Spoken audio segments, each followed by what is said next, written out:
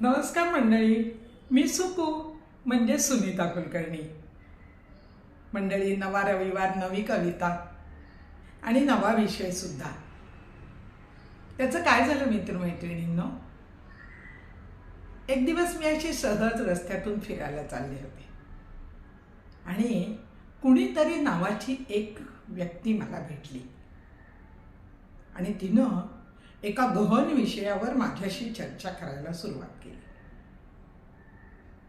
बोलता बोलता मी त्या व्यक्तीला जो इशारा दिला तो इशारा या कवितेत आहे.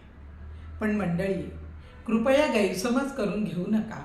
हा इशारा तुमच्या घरातल्यांसाठी, तुमच्या मुलांसाठी अजिबातच नाही. हा इशारा फक्त त्या कुणीतरीला आहे. तो कुणीतरी कोण हे समाजात आपणच शोधायचं असतं आणि तो इशारा त्यालाच आहे असं समजायचं असतं. तर मंडळी, ऐका माझी नवी कविता, इशारा. त्या कोणीतरी मला म्हटलं, मी रस्त्यावरून जात होते आणि कुणीतरी नावाची एक व्यक्ती मला भेटली. त्या कोणीतरी मला म्हटलं की आजकाल म्हातारे अगदी निराश झाले आहेत. एकदम त्यांनी मोठ्या विषयात हात घातला आणि मला म्हणाला, आजकाल म्हातारे अगदी निराश झाले आहेत. हसतं खेळतं घर त्यांचं रुसल्यागत झालं आहे. आजकाल म्हातारे अगदी निराश झाले आहेत. हसतं खेळतं घर त्यांचं रुसल्यागत झालं आहे. मी म्हटले, अरे बेट्या, मी म्हटले त्याला, अरे बेट्या, आत्ता कुठे म्हाताऱ्यांना आकाश अगदी मोकळं झालं आहे. मी म्हटले, आत्ता कुठे म्हाताऱ्यांना आकाश मोकळे झाले आहे. आणि काय म्हणतोस, कुठलं कोण निराश झालं आहे? मला तरी काही दिसत नाही बुवा. सगळे म्हातारे आनंदात आहेत, व्यायाम करतायत, पिक्चर बघतायत, नाटक बघतायत, खुशीत आहेत.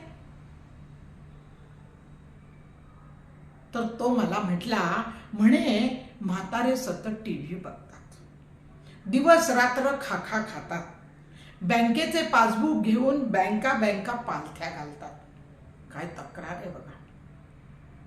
बँकेचे पासबुक घेऊन बँका पालथ्या घालतात.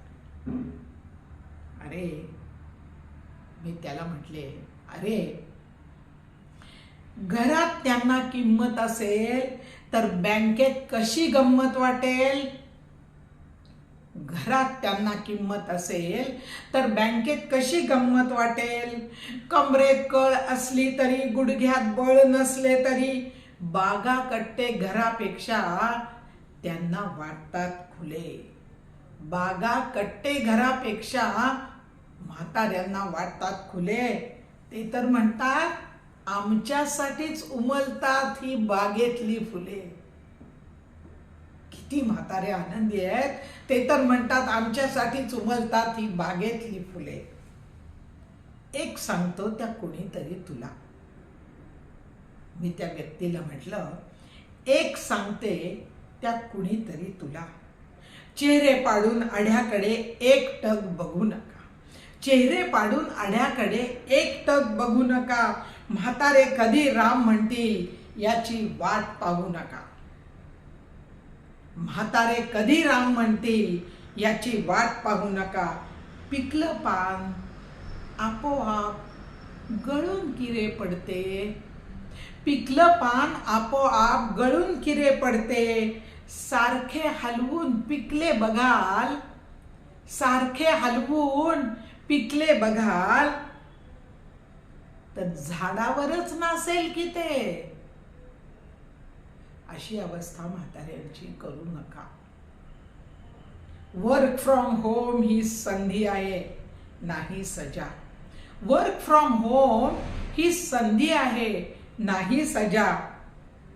वेड्यांनो, घरट्यात राहून पक्षी सुद्धा घालतात शिळणी, करतात मजा. आणि तुम्हाला काय झालं एवढं सिरियस व्हायला? म्हातारे निराश नाहीत, तुम्ही निराश आहात. अरे घरट्यात राहून पक्षी सुद्धा घालतात शिळणी, करतात मजा. आकाशात दिवसा सुद्धा चंद्र जो पाहत असतो, आकाशात दिवसा सुद्धा चंद्र जो पाहत असतो, हाच तो म्हातारा पृथ्वीवरचा इंद्र असतो. हाच तो म्हातारा पृथ्वीवरचा इंद्र असतो. भोग दुःख कटकटी कोणाच्या नशिबात नाहीत. मी त्या कोणीतरीला सांगितलं, भोग दुःख कटकटी कोणाच्या नशिबात नाहीत. हसत त्यांना सामोरे जाणे मुळीच अशक्य नाही. हसत त्यांना सामोरे जाणे मुळीच अशक्य नाही. घरातल्या म्हाताऱ्यांना मोकळे ठेवा पाखरांसारखे. घरातल्या म्हाताऱ्यांना मोकळे ठेवा पाखरांसारखे. विचार करा, विचार करा, त्यांचेच घर त्यांना आता का बरे वाटते परके. विचार करा, त्यांचेच घर त्यांना आता का बरे वाटते परके. पंखाखाली त्यांच्या राहा, सुखी होईल घर अख्खे. पंखाखाली त्यांच्या राहा, सुखी होईल घर अख्खे. पुढं मी त्या कोणीतरीला म्हटलं, हात धरून म्हाताऱ्यांना न्या की एकदा फिरायला. हात धरून म्हाताऱ्यांना न्या की एकदा फिरायला.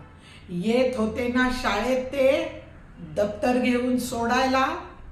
येत होते ना शाळेत ते दप्तर घेऊन सोडायला. अरे मोबाईलची बटणे दाबून सूर कधी जुळतो काय. अरे मोबाईलची बटणे दाबून सूर कधी जुळतो काय.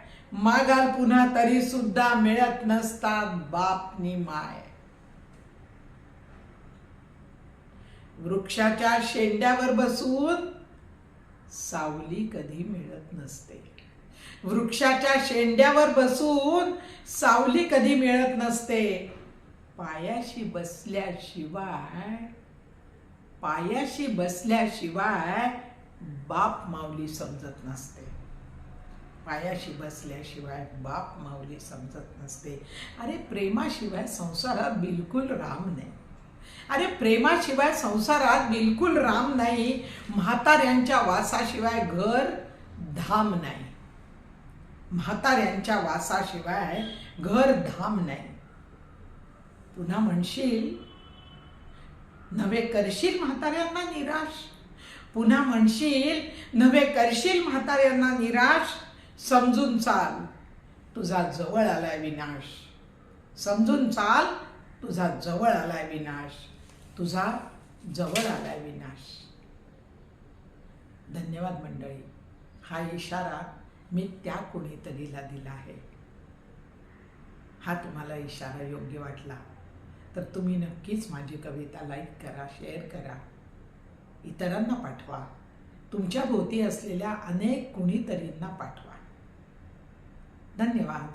पुन्हा भेटू पुढच्या रविवारी असाच एखादा नवीन विचार घेऊन.